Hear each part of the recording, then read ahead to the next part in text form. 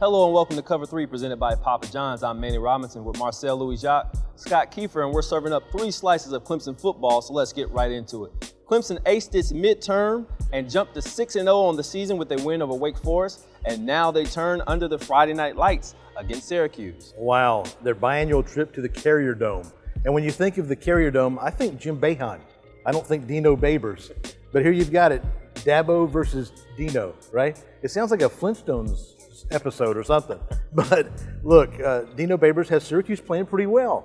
They're 3-3. They kind of got off the schneid by beating Pitt last week. They've got some great skill guys in quarterback Eric Dungy and 2 of the top receivers in the league in Ishmael and Irvin Phillips. They're loaded for bear, and they're eager to welcome a defending national champion. Twice in Syracuse's history, they've knocked off a defending national champion.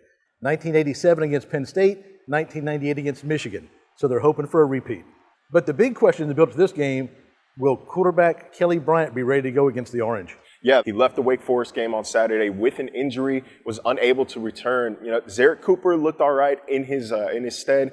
Hunter Johnson went 5 for 5 through his first career touchdown pass as well. You know, coaches have preached the entire week so far that they're confident in whoever takes the snaps on Friday, but Wake Forest made a big impression on Dabo Swinney last week when they announced John Walford wasn't playing maybe 45 minutes before game time. And Dabo literally said in his post-game conference, I got to learn how to do that. Who knew he would have to apply it so quickly? You know, if Kelly can't go and it doesn't work out with Hunter Johnson or Zarek Cooper, maybe they can try Will Spiers there at quarterback. He showed he can throw it a little bit Saturday. And we found out when we sat down with him that versatility runs in his DNA. In high school, I played quarterback and punted. The football program, Coach Ford put an ad in the newspaper for any student to come out on a Saturday at Death Valley to punt. I actually had just come back from Alaska this summer playing baseball in the college summer league in Alaska. I honestly didn't think Coach Wilhelm would let me do it, number one. But when I went to him and he knew I'd played all summer, he said, you know what, take the fall off if you want to do it, do it. And I was surprised, first of all, but I did, and it turned out to be one of the best things that ever happened in my career. Even going on to the major leagues, just that growing up a Clemson fan and running down the hill was, as a kid, that's what you just dreamed to do. And then here, my junior year, I get to do it. And I still look back, and I've had the question asked to me, what's the most memorable thing in your career? And I always go back to running down that hill the first time. Anything I did in Major League Baseball, this was still tops. It was pretty cool. So it must be just beyond the realm of description now to see your son running down the hill. Yeah, it is pretty surreal. Like always, he's just proud of me, and he just always tells me that I can't be complacent. I just got to keep working hard and continue to get better and give my best every single time. He's always my dad first. He's coached me since I was a little kid playing Little League baseball or little football, all that stuff. So I'm definitely used to it, and it's also great to have him out here. I can always go to him first if I need to, just for any kind of advice. Coach Swinney found out I never graduated. He was like, you're kidding me.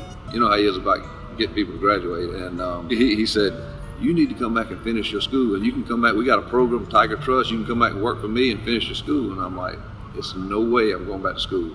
No way. Not even close after 30 years of being out of it. And he says, I want you up here. You need to come finish your degree, and you need to show your kids you could do what's right by graduating. I'm like, so there I said, man, you can sell ice to an Eskimo. And I just felt like that door kept getting open. This discussion of him coming back to school arose, and he decided to do it, and he wanted to be a part of the football team as well and just get that experience, get back into coaching, and he's very glad. I'm glad he did it. He's glad. My whole family's glad he did it.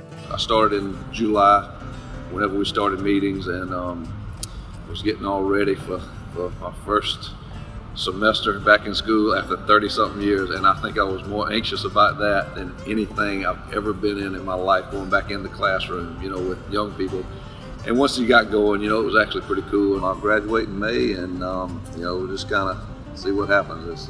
It's been a great experience, and I am glad that I never knew this. My dad, he passed away last year, and as far as getting a degree from Clemson, my whole family has pretty much gotten a degree from Clemson except for me, and I really never knew how much he wanted me to get one until right before he was dying, and he was so proud that I was doing this. So that's a good driving force too.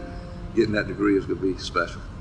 The Clemson football team has a large, widespread following, but Orkney, Scotland? You better believe it. Meet Tony the Tartan Tiger. Yeah, we were visiting our friends, our really good friends, Ruth and Richard Gibbons in Greenville, and I met Bonnie, George's daughter, and she said, "Hey, my dad can get you a tour of the Clemson football facility." So I said, "Great, we'll go with that." That was 6 years ago now, and we had a blast. He gave us a great tour of the whole sports facility, and we just were blown away, especially the football stadium. Just amazing. So I've been a Tiger fan ever since. I messaged George through the games a fair bit, and we've had this relationship going for 6 years, but passing messages backwards and forwards. And then one time I hit on this wonderful alliteration that I thought was a wheeze, Tony the Tartan Tiger, and it's just stuck. So NFL is well known in Scotland, and followed by a number of people. College football, not so much. So nobody's ever heard of Clemson whenever I go. Where I live in rural Scotland on an island is far away from good internet connections, so I can't get enough broadband width to stream the actual action of the game. So I follow the ESPN Gamecast, which is fine on a 12 o'clock or a 3 or a 3:30 kickoff.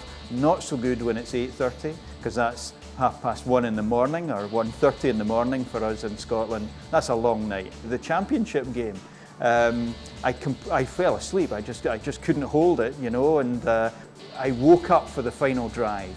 Well, what a blast! I couldn't sleep after that. It was just complete excitement. Yeah, I didn't wake my wife up though. She wouldn't have appreciated that.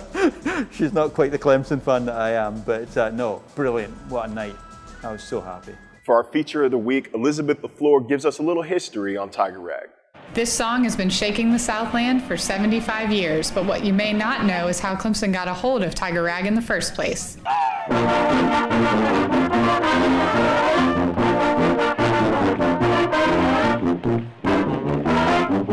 Yeah, so Robert Dean Ross, one of the band leaders back in the 40s, he had hitchhiked to Atlanta for some reason and was in a music store and saw Tiger Rag, picked it up for $1.50, brought it back to Clemson. The band played it for the first time in 1942. It was a huge hit. In 1948, they made it the official university fight song. So today we're celebrating the 75th anniversary of Tiger Rag. Dr. Speed was playing me yesterday, just a recording from like probably the 50s of Tiger Rag from back then. So it's interesting how it's the same arrangement, but it's cool how it was played back then, and we have our modern flares now. It's kind of interesting. You can look back in the footage of the national championship in 1981, and you hear the band playing Tiger Rag, and there's no Clemson spell out of the end. So that wasn't even added until after that. You know, it's a huge continuation.